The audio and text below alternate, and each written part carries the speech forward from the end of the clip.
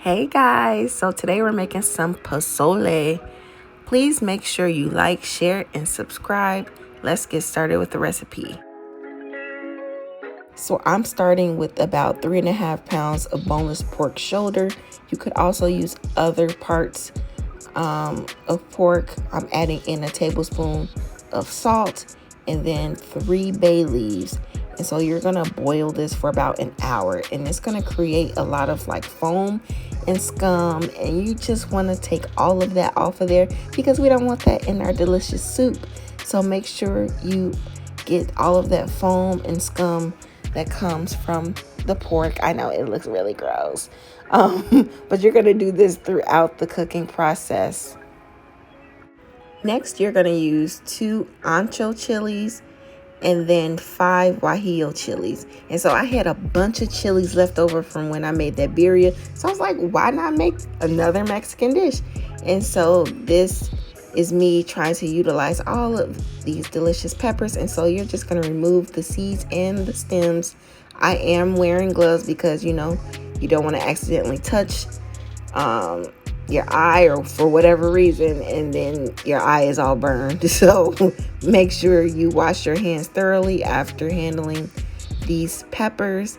And after you take all of the seeds out, you are going to put it in a pot on your stove and you're going to boil it. And once it comes to a boil, you're going to let it steep for about 20 to 30 minutes. And so now I am just doing a rough chop on 1 yellow onion, and then I am going to use about 6 to 8 cloves of garlic, and this is going to go into our pepper sauce. After your chilies are softened, you're going to drain them and you're going to put them into a blender or a food processor, and then you're going to add your onion and garlic, and then you're going to add about a cup or so of chicken broth, 2 teaspoons of Mexican oregano, and then I am putting in about 1/4 cup of hominy. But this is optional. I did this because I saw another video do it to thicken up the sauce, but this didn't work out too well for me because my blender or food processor, I guess, is not powerful enough where I didn't put enough liquid in it, and so I had to strain a lot of this stuff out, so it really did make a difference. So you can leave the hominy out, honestly.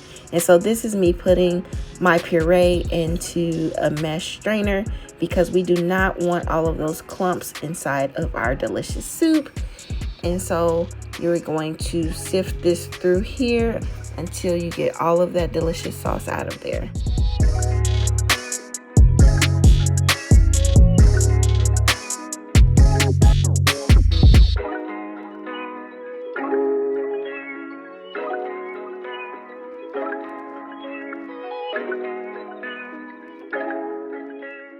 And so now I am just adding my sauce to the boiled meat that I have on the stove.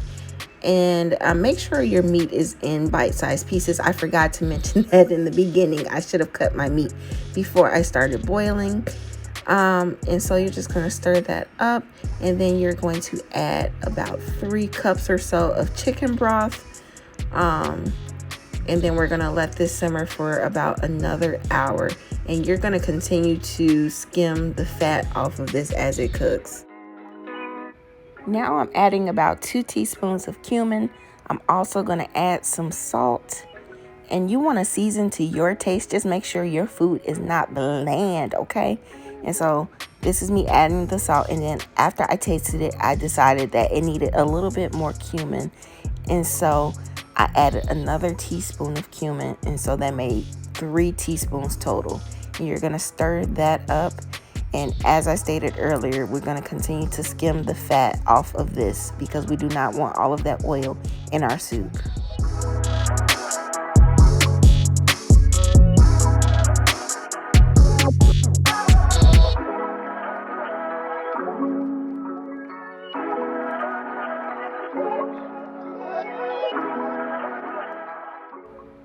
Next, I'm going to add in the hominy. I used about 2 cans of hominy. Make sure you rinse and drain it before you add it to the pot.